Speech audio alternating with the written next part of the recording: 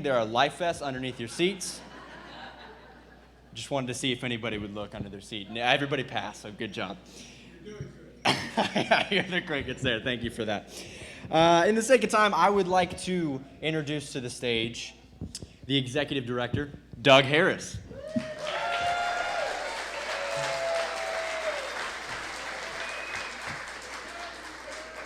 Welcome to the temple.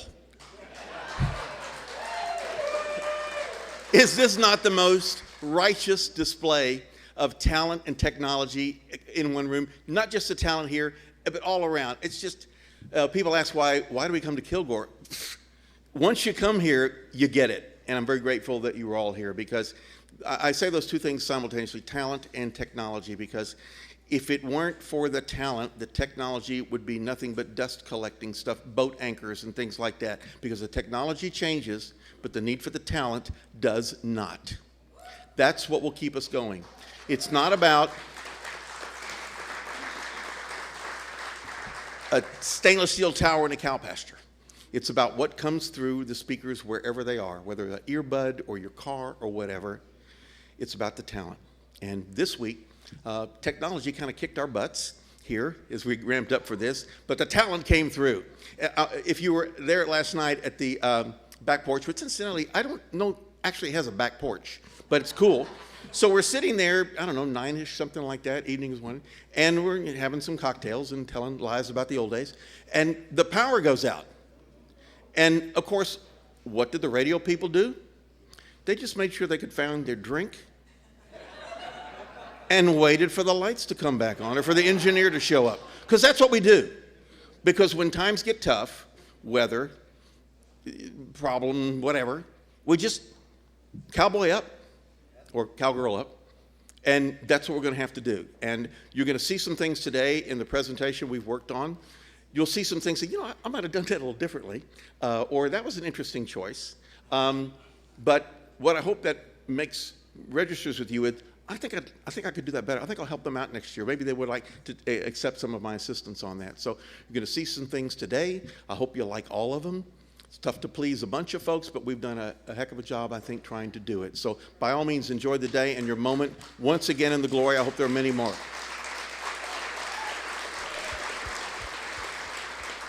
Of our 20 inductees this year, over half of them are still working in broadcasting. Over half. And that speaks to the quality of the folks that we have here in the state of Texas and the opportunity that exists, even if you have to elbow people out of the way. You're going to hear stories today from our inductees, and I know this because some of them have shared it with me, how they got that first job, how they stalked or sat on the parking lot and waited for the right person to walk in, how they shoved a cassette tape in somebody's envelope. You're going to hear it over and over. And so one of those situations is happening right now, and that is this gentleman lurking back here. This is Grayson Hart. Grayson Hart is an aspiring theater actor. He's also doing some voice acting and working with the very talented and amazing Ray Schillings of the Radio Lounge, who's right back there, who did an amazing job in helping with the production today. And so we're giving Grayson his shot today in a room full of, supportive but nonetheless critical radio people, right? And the arrangement I made with him was work all summer for free, and you get to do this. I got a hell of a deal. I'm not sure he did. So be patient with Grayson today as he gets his sea legs, and let's get the party started, because I'm confident nobody came to hear from me today. Thank you. Much love to all. Enjoy the moment, and come back to the shrine.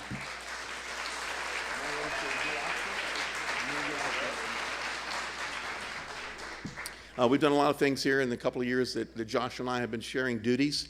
And one of the things that I feel very proud about is our invigorated relationship with the Texas Association of Broadcasters. And I've asked my colleague and friend, Oscar Rodriguez, the president of the Texas Association of Broadcasters, to make a few comments today and let him know what these folks are doing for us in Austin to make sure that radio is accessible and affordable and healthy for centuries to come. Oscar. Here he comes.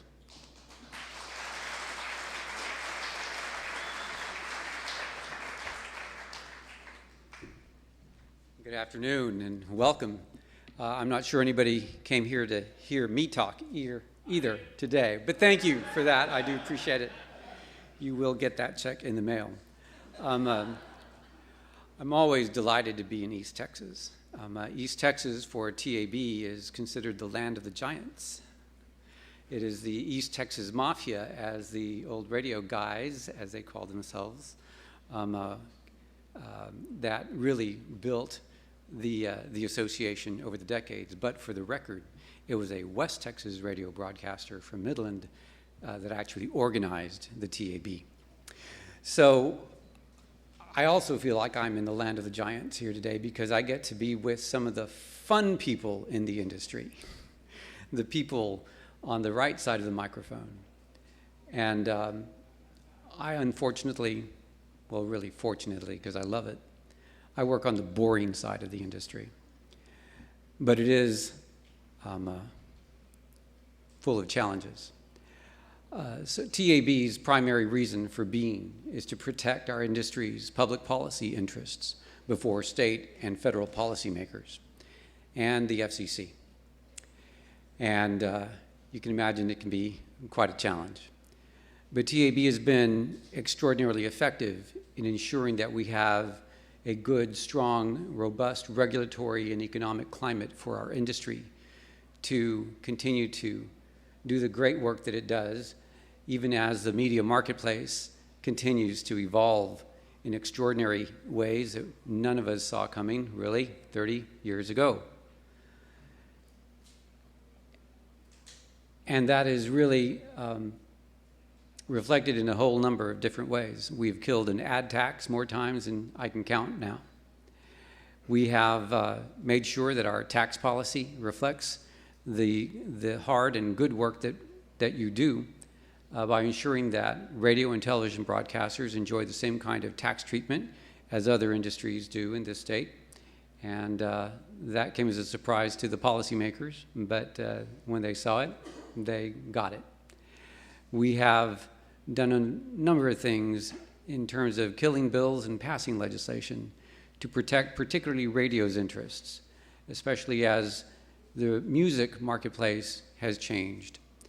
Our biggest challenge, continuing challenge in DC, is of course trying to keep the international record labels from convincing Congress to force local radio stations to pay yet another music royalty on top of the hundreds of millions of dollars that the industry already collectively pays each year to musicians.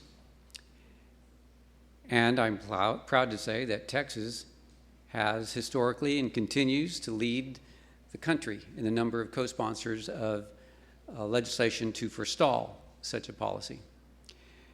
This current session in Congress, we're especially engaged in trying to establish a somewhat even playing field with big tech industries like Google and Amazon and Facebook that are really draining so much revenue out of the advertising ecosystem that is so critical to sustaining our businesses.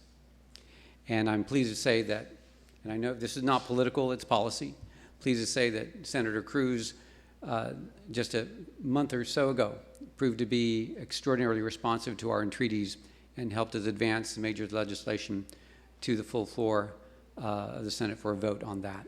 So good news to come on that, we hope.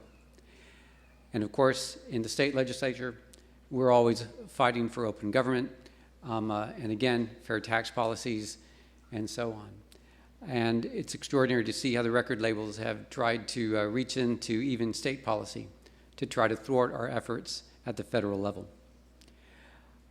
The TAB is powered by a small team of 7 people working tirelessly on behalf of the 1,300 plus radio and television licensees to the state of Texas. Texas has more local radio and television stations than any other state in the country. And we're very proud of that and proud to serve you. I will say that every year presents its challenges. And sometimes we know what they will be, and sometimes we're surprised.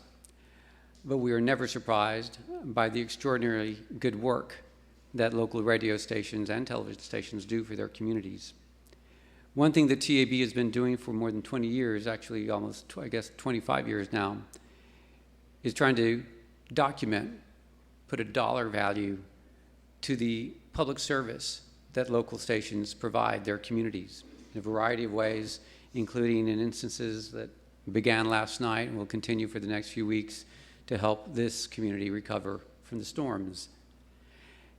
And over that time period, we've documented well more than $6 billion in public service that local broadcasters have contributed to the Texas communities.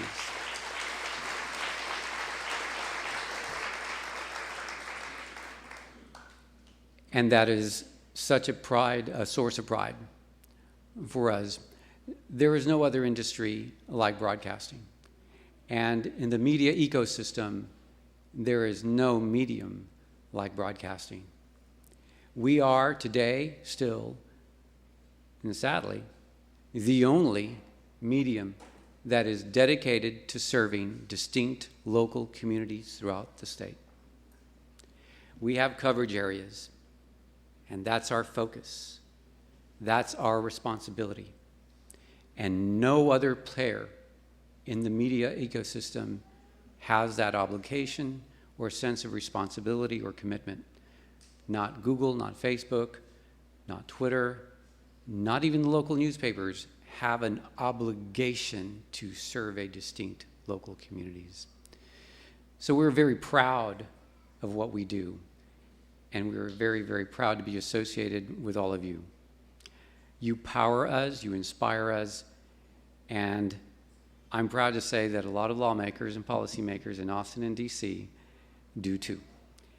That is a tribute to your good work, your great talent, and I thank you. Have a great day.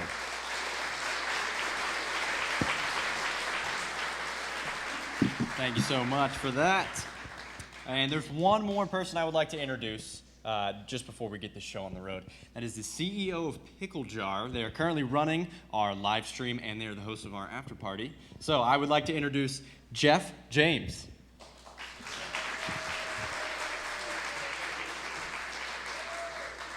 Well, I know nobody came to hear me talk tonight, except for my mom and dad who are watching on the live stream.